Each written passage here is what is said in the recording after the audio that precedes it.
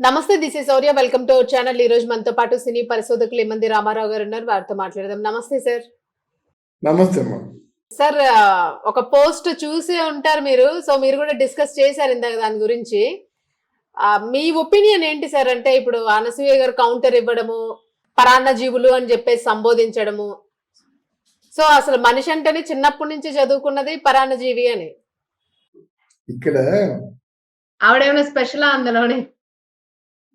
అనసూయ ఆ, చాలా తెలివి తక్కువది ఉమ్, అని అనిపిస్తుంది.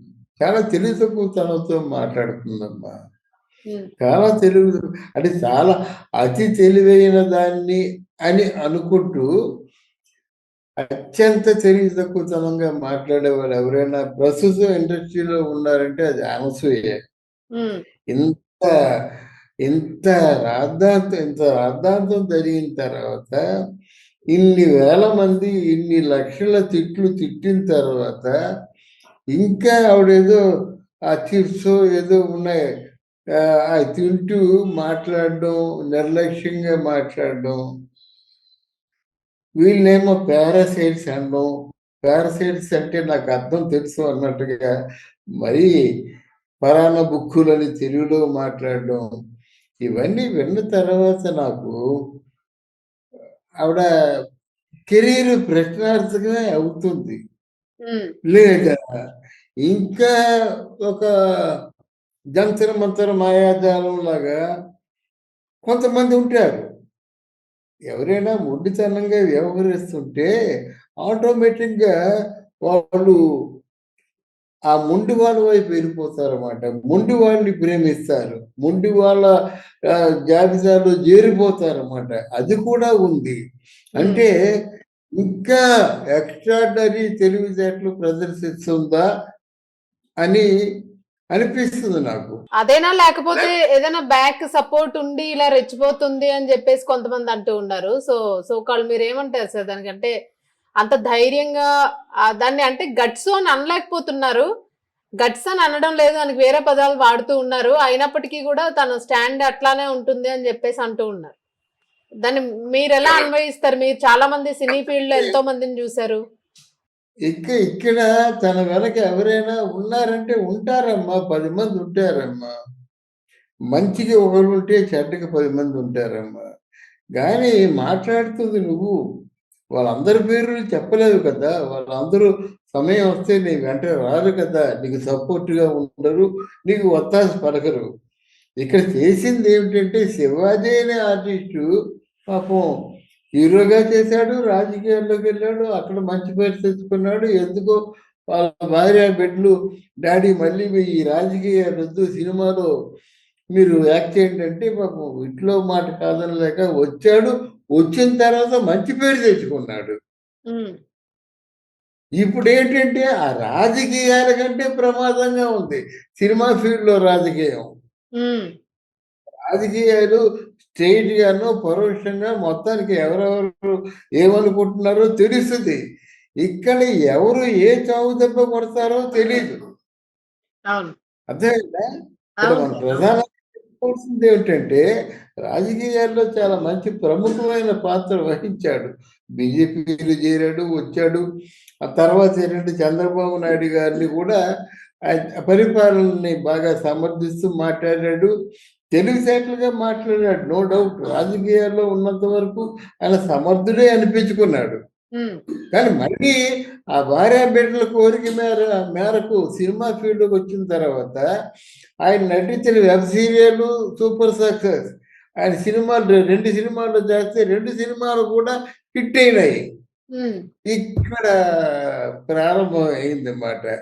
అంటే శివాజీ అనే వ్యక్తి ఇండస్ట్రీలో ఉండకూడదు. అది ఎవడు పుట్టింది బుద్ధి. ఎవరికి పుట్టినప్పుడు కూడా బయటపడిన వ్యక్తి ఎవడు? ప్రకాశరాజు. ఈ ప్రకాశరాజు ఎవడని చెప్పుకోవాలి? పరాయి భాష నుంచి వచ్చి మన భాషలో బ్రహ్మాండంగా ఈ తెలుగు ప్రేక్షకులు ఆదరించేసరికి బ్రతుకుతున్నాడు.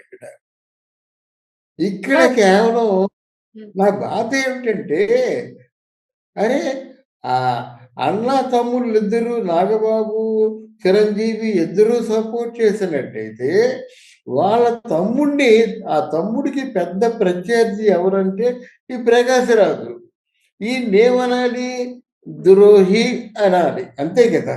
అవును సార్. ఆ ఇక్కడ గొప్ప అవును అవును సార్, ఇక్కడ విషయం ఏంటంటే, ఇప్పుడు పరాన్న జీవులని ఎవరినన్నారు? ఆవిడ ఆవిడ గురించి మనం ఇప్పుడు అంటే ఎవరినంటారండి? పరాన్నజీవులని ఎవరినంటారు? శివాజీనే అంటారు. అంతకంటే అంతే ఇంకేముంది? అంతేనా? కొంతమంది శివాజీని అంటారు. శివాజీని ఎవరైతే గట్టిగా సమర్థిస్తున్నారో వాళ్ళని అంటారు అన్నమాట. ఉమ్, అంతే కదా. మరి ఆ కోణంలో చూసినట్టయితే మరి ఆవిడ సపోర్ట్ చేస్తున్న వాళ్ళందరూ కూడా పరాన్నజీవులే కదా. ఈ ఉమ్, ప్రకాశరాజు ఇత్యాది వర్గం అంతా మరి ఆవిడ సపోర్ట్ చేస్తున్నారు కదా. సపోర్ట్ చేస్తున్నది వీళ్ళు కూడా పరాన్నజీవులే. వీళ్ళు ఎవరి మీద పడి తింటున్నారంటే ఈ శివాజీ మీద పడి తింటున్నారని అనుకోవచ్చు కదా.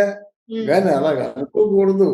బుద్ధి తక్కువ వాళ్ళు అనుకుంటారు. ఎవరి మీద కూడా పడి తినరు. ఎవరు అంత అమాయకులు లేరు. ఎవరికి కూడా దోచిపెట్టరు. ఒకప్పుడు సత్యకాలపు రోజుల్లో వచ్చినటువంటి పదం అది. ఇప్పుడు అంతా తెలివైన వాళ్ళు అన్నమాట. ఒకరితో మాట్లాడితే మెటీరియలిస్టిక్‌గా ఉంటుంది. నీతో మాట్లాడితే నాకేమొస్తుంది? నీతో మాట్లాడవలసిన అవసరం గాని, అవకాశం గాని నాకుంటుందా? అని ఆలోచించుకుంటారన్నమాట. ఆవిడ ఉమ్, సపోర్ట్ ఎందుకు చేయరు? ఒక చెడు పనికి ఎప్పుడూ 10 మంది సపోర్ట్ ఉంటుందమ్మా. ఉమ్. వాళ్ళు పడగొట్టేసారంటే తప్పకుండా సపోర్ట్ ఉంటుంది. ఇప్పుడు శివాజీ ఇండస్ట్రీ లేకుండా పడగొట్టాలి. అంటే శివాజీ ఇండస్ట్రీ ఉంటే కొంతమందికి నచ్చదు. సార్ అంతేనా లేకపోతే ఆవిడ ఆ ఈ అంశం గురించి మాట్లాడుతున్న మిగిలిన వాళ్ళందరూ కూడా ఇప్పుడు యూట్యూబర్స్ కానివ్వండి, లేకపోతే మీడియా ఛానల్స్ కానివ్వండి, వీళ్ళని ఆవిడ అంటుందా? లేకపోతే మీరు అన్నట్టుగా ప్రకాష్ రాజ్ అసలు ఎవరిని టార్గెట్ చేసి మాట్లాడుతుంది ఆమె? ఇప్పుడు శివాజీకి సపోర్ట్‌గా మాట్లాడుతున్న వాళ్ళందరూ పెద్దవాళ్ళు మాట్లాడుతున్నారు. విజ్ఞులు మాట్లాడుతున్నారు. కొంత ఏదో ఘనాపాటి లాంటి గరిగిపాటి ఇలాంటి వాళ్ళు మాట్లాడుతున్నారు. త్యాగంటి స్వామియాజులు లాంటి వాళ్ళు మాట్లాడుతున్నారు. ఉమ్, ఎవరో కొంచెం విజ్ఞత తెలిసి, సంస్కారం ఉండి, సనాతన సాంప్రదాయాల మీద గౌరవం ఉన్నవాళ్ళు మాట్లాడుతున్నారు. పవన్ కళ్యాణ్ లాంటి వాళ్ళు కూడా మాట్లాడుతున్నారు. ఏమిటి బుద్ధి తక్కువ పని? ఏమిటి ఇలా ఈ నోటికి ఏమైనా అదుపు ఉందా అని మాట్లాడుతున్నోళ్ళు ఇలాంటి వాళ్ళు మాట్లాడుతున్నారు అన్నమాట. వీళ్ళు పబ్లిక్‌గా మాట్లాడుతున్నారు. కానీ అనసూయ తరఫున మాట్లాడుతున్న వాళ్ళు పబ్లిక్‌లో రావటం లేదు. దొంగచాటుగా దొంగ గొంతు వినిపిస్తున్నారు. Um, see the difference in between this guy and Anasuya. Okay. ఎవరైతే శివాజీ తరఫున మాట్లాడుతున్నారో ఈవెన్ నా బోటి వాడు కూడా ఓపెన్‌గా మాట్లాడుతున్నాను. ఉమ్, దొంగచాటుగా మాట్లాడటం లేదు. నా గొంతు దాచుకోవటం లేదు. అలా గరిగిపాటి, అది త్యాగంటి, పవన్ కళ్యాణ్ ఎవరు మాట్లాడినా పబ్లిక్‌గా మీ మాట, ఆ సంజయ్ రాణి వీళ్ళందరూ కరాటే కళ్యాణి వీళ్ళందరూ పబ్లిక్‌గా నేను మాట్లాడుతున్నాను, నన్నేం చేసుకుంటే చేసుకో అనే పద్ధతుల్లో ధైర్యంగా మాట్లాడుతున్నారు. అనసూయ వెనక ఎంతమంది ఉన్నారో, ఎవరు ఉన్నారో, ఏ ప్రబుద్ధులు ఉన్నారో నాకు తెలియదు కానీ వాళ్ళు దొంగచాటుగా మాట్లాడుతున్నారు. అరే పబ్లిక్‌లోకి రావడానికి భయపడేవారు వాళ్ళు ఒక మనుషులేనా? నువ్వు పరాన్న జీవులని ఎవరిని ఉద్దేశించి అన్నావో నీకే తెలియదు. మతి భ్రమించి అన్న మాటలు తప్ప ఇవి స్పృహలో ఉండి మాట్లాడే మాటల. పరాన్న జీవులు అన్నప్పుడు వీడు ఈ నలుగురు పరాన్న జీవులు అంటే ఆ స్టేట్మెంట్ పరిపూర్ణంగా ఉంటుంది. అంతేగాని పరాన్న జీవులు కొంతమంది అందరూ పరాన్న జీవులే. నువ్వు పరాన్న జీవులు కదా. నువ్వు ఉమ్. ఇతరుల మీద ఆధారపడి బ్రతకటం లేదా? నువ్వు వేస్తున్న షోలన్నీ వాడు ఇచ్చే రెమ్యునరేషన్ అంతా నువ్వు తీసుకుంటున్నావు అంటే అది పరాన్నజీవిగా అక్కడి నుంచి తీసుకోవడమే కదా.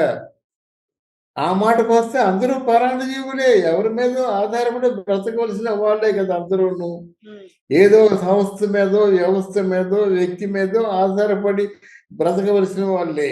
గాని వాళ్ళు పరాన్నజీవులు కాదు. వాళ్ళు శ్రమిస్తారు, కాయకష్టం చేస్తారు. ఉమ్, ఆ కాయకష్టం చేసిన దాంతో వచ్చి వారు బ్రతుకు గడుపుకుంటారు. కానీ వాళ్ళు పరాన్నజీవులు కాదు. వాళ్ళు చెమటను చిందిస్తారక్కడ. శ్రమ పడితేనే ఇస్తారు డబ్బులు. కాదంటే ఒక వేదిక, ఒక వెన్యూ. అక్కడ ఆ వెన్యూ ఉంది కాబట్టి అక్కడ మనం పని చేస్తున్నాం. ఆ వెన్యూ ఉంది కాబట్టి వాళ్ళు మనకు డబ్బులు ఇస్తున్నారు. ఇక్కడ ఈ వెన్యూ పనిచేసే అవకాశం కల్పిస్తుంది. మనం పని చేస్తున్నాం. ఎవరు కూడా వాళ్ళు మన మీద ఆధారపడలేదు. మనం వాళ్ళ మీద కూడా ఆధారపడడం కాదు. ఉమ్, అక్కడ అవసరం, మనకి అవకాశం. అవసరం, అవకాశాలు తప్ప ఈ ప్రపంచంలో రెండోది ఉండదు. కనుక ఆవిడ ఏదో కొంచెం తెలివి తక్కువతనంతో కొంచెం ఫ్రస్ట్రేషన్‌లో మాట్లాడింది. ముందు ఈ మాటలన్నిటికి కూడా మూల్యం చెల్లించుకుంటుంది. సందేహం లేదు. ఓకే ఒక సార్. మాట మాట్లా ఒక మాట మాట్లాడితే ఆ మాట ప్రేక్షకుల్లో ఉండిపోతుందమ్మా. ఉమ్, ఉమ్, తరాల పాటు ఉండిపోతుందన్నమాట. ఒక మాట మాట్లాడకూడదు. మాట అవును. మాట్లాడే ముందు జాగ్రత్తగా ఉండాలి. మరి అనసూయకి చెప్పేవాళ్ళు ఎవరైనా ఈ మాట చెప్పి ఉండాలనుకుంటున్నాను. నోరు జారకు అనసూయ నువ్వు రేపు ఉమ్, పొద్దున 10 కాలాలు బతకవలసిన దానివి అని చెప్పుంటే బాగుండేది. ఉమ్, ఆవిడ వెనుకున్న వాళ్ళు కూడా ఆవిడలాంటి వాళ్ళే అయి ఉంటారు. మగవాళ్ళు గాని, ఆడవాళ్ళు గాని. అంటే అటువంటి మనస్తత్వం, అనాలోచితమైన మనస్తత్వం కలిగి ఉంటారని నా గట్టి నమ్మకం. Right sir. Thank you sir. Thank you.